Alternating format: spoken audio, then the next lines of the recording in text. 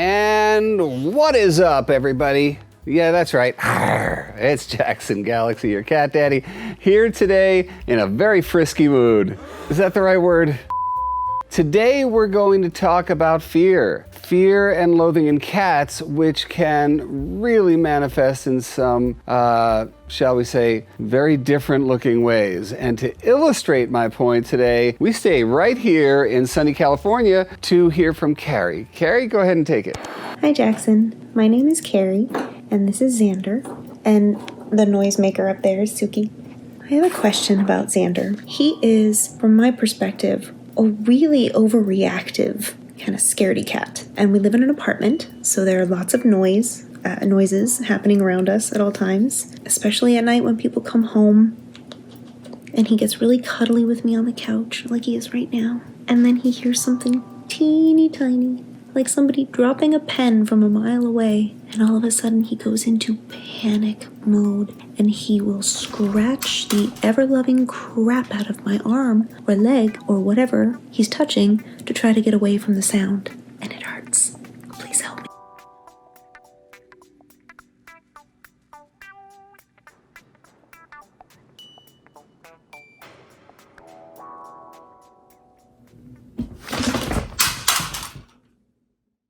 So first and foremost, Carrie, I need you to know that while you were asking that question, I fell into sort of a hypnotic trance. I don't know if you need to, maybe you were thinking about a change of occupation at some point, but hypnotist is one of them. Because, or it's like you should be just like doing ASMR videos or something. And maybe that's where this all starts, is that sure, judging by what happened in this video, Xander really is pretty reactive to sounds. But maybe that's because in your house, everything is just chill, And I'm saying that in a good way, man. You seem to have a very nice, chill sort of thing about you here. And then, of course, when something happens, it's magnified to the nth degree. That's not to say that all cats are going to respond that way. Clearly, Suki only got freaked out because Xander got freaked out, so that we had this sort of freak out dominoes happening. Check this out.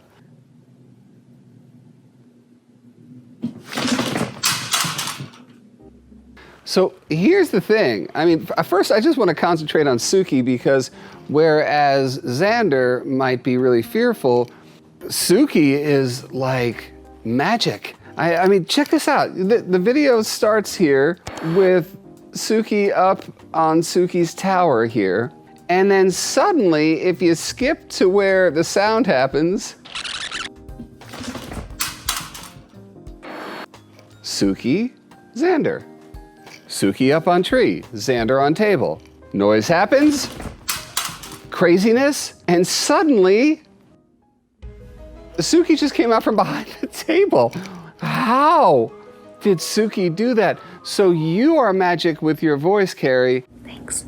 And Suki is just straight up magic. And then, of course, we got poor Xander who's fallen in the middle of this, who's neither magic nor soothing, but he is freaked out. So I would say, even though you were saying in your perspective, he seems to be, that's pretty significant, especially when you consider that that wasn't a random sound. I could see that he was looking at you, whatever you were doing off camera. Maybe you dropped something just to prove the point. He saw it happening and completely freaked out. So we do have our work cut out for us, and that is what we're going to do today. We're going to try to help you and Xander today by teaching you about desensitization and counter conditioning.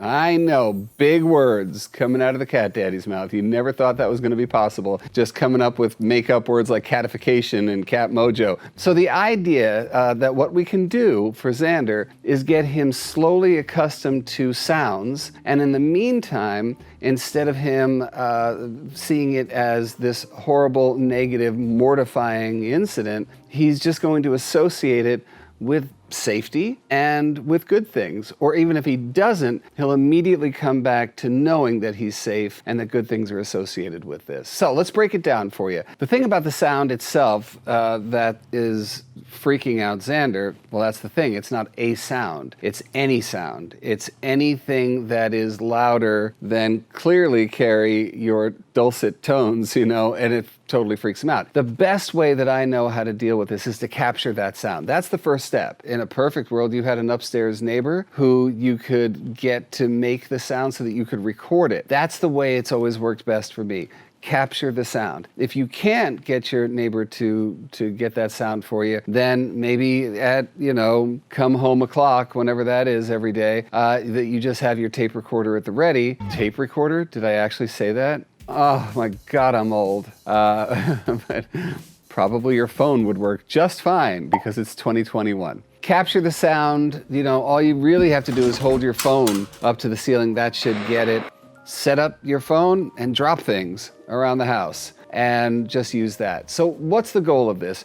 Either to get a solid couple of minutes, 5 minutes of this sound, put it on a loop. Again, it's great that we live in this time and space because taking a recording and putting it on a loop is now the easiest thing in the world. There's tons of software, again, where you can do that, even if you don't know what you're doing. But if you can get yourself a solid 5-minute chunk of this sound or collection of sounds, then what you're gonna do, now that you've basically captured his fear. You've captured the thing that sends him off the cat Richter scale. And now the second step is to find his challenge line. And if you guys aren't accustomed to seeing, these are the words that I make up, not like desensitization. Challenge line. And his challenge line is that place where on one side of the line, he's cool, and one paw over that line, and he's freaked. So what you're gonna try to do is find that volume. You wanna find that volume where he's not freaked at all, where he barely even registers that there's a sound happening. Sneak it up to that place where he starts to get a little nervous. Challenge line. That's your place. He hasn't run out of the room. He's in the room, but it might make him a little anxious because now what we're going to try to do is desensitize that line, is to make that line feel normal to him. Then we're going to push forward, push that line, right? Getting it louder and louder every time we have one of these exercises. Okay, so now that we've found Xander's challenge line, what are we going to do next? Well, the thing that we're going to do next is make that sound not so mortifying to him. And we're doing that slowly, right? Every day we're going to cross that challenge line just a little bit. But what's the other side of that? We're going to counter condition that response by making a positive association. So for an example, you would be playing this loop, and as you're playing it intermittently, and fairly often, you're going to just plop down his very favorite treats. And by the way, for the next however long while you're doing these exercises, this is the only time he gets treats, period. If it comes to play, that you're playing that sound and you're playing with your cat. And then really it's pretty simple. You just, as the days go on, you keep inching up that sound level, until you've got loud sound, but he doesn't care because it's become a part of his everyday that when I hear this random collection of sounds, I'm also getting the best stuff in the world. So there you go, desensitization and counter conditioning. Okay, so a couple of other hints for you, Carrie. The first one I would say is I noticed right here, if you notice right when the sound happens, and for sure, your boy is freaked. I mean, everything goes scattering.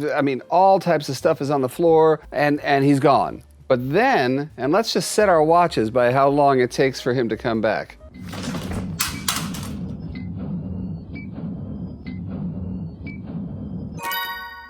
Yeah, I would say that was under 5 seconds. Although I'm sure our big clock in the sky might say something different. But maybe not. Anyway, let's say about 5 seconds. He's got the mojo to come on back and investigate where that sound was coming from. That means that he's not scared enough. I've seen cats who have gone through this where when it happens, they are glued under the bed for the next hour, or even longer. So that's something that's a positive, Carrie, is that Xander's coming right out. And what I would like is for him to have, let's call it a panic room in the middle of your living room, a place that he would go where he feels safe. And again, you can train that.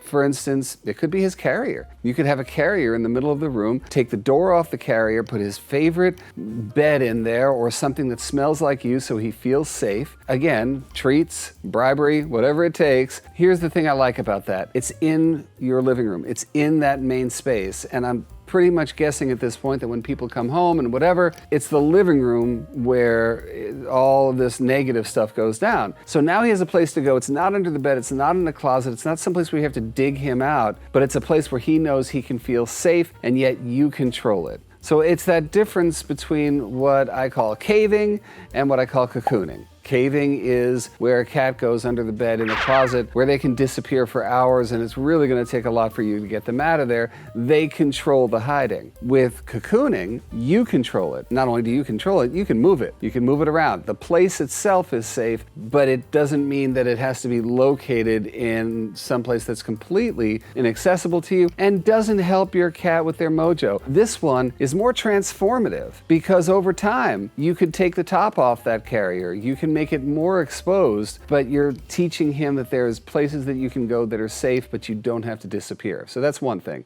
The second hint I would give you is to do something about sound treating your ceiling. I know that sounds like, oh, what am I, an acoustic engineer? You really don't need to be. I mean, it can be something that you hang from the ceiling. Here's sort of basic sound knowledge from a guy who practiced with very loud bands in places where he wasn't supposed to practice for many years on end. Parallels are what you want to avoid. So hard floor, flat ceiling, sound just bounces everywhere. Same thing with the walls. So having wall hangings helps. Having something hanging from the ceiling just to break up those sound waves, that helps as well. Carpet on the floor, that helps. It just helps to sort of deaden that initial thunk that comes from the ceiling. So anything like that. So by treating the environment, finding a panic room, desensitization, and counter conditioning, I really do think that you're going to be able to help Xander. And not only that, I think you're preparing him to be his best self. Because no matter where you move, no matter where you go, even if he is reactive by nature, and I do want to stress this, that this isn't just something he's going to get over. He is who he is. And some of us are just really reactive to loud noises. Me being one of them, which is, I know, is crazy. But if I walk down the street and then suddenly a car backfires, a lot of times I'll just jump out of my skin. That's just who we are, you know? But what we can do is make it so that when those negatives rear their ugly heads, that we don't go to the 10 of our fear. As long as he can go to the 5 of his fear, and like I said, he may be incredibly reactive, but he does recover really quickly, and I think that's the thing to hang on to.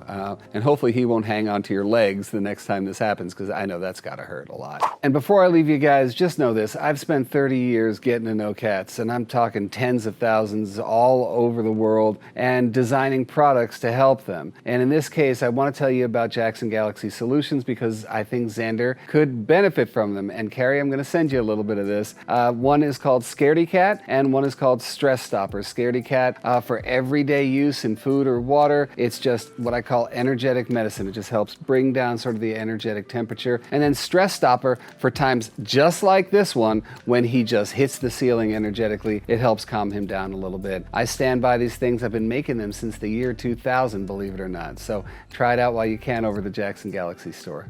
All right, Carrie, hopefully that helped to answer your question, and much love to you and to Xander and Suki somewhere in the great state of California. For the rest of you guys who want to ask a question, as I always say, it is as simple as magic, and it's not Suki magic, it's this kind of magic. Whoop, bang, like technological magic, just right to there. Send me a video of you asking the question and a video of your cat doing what you're asking a question about, and I'll try to answer that question. Pretty simple. In the meantime, if you've got a reactive cat, if your friends have reactive cats, well, if you have it, you're watching this, but if you have friends who have reactive cats, pass on this video, because this is why I make it, and also I make it to be seen. So make sure to subscribe and strike that bell right there, and that way you'll know every time I have a brand new video, and that's how we build Team Cat Mojo. Right on. All right, till the next time we talk, all light, all love, and all cat mojo. Mwah.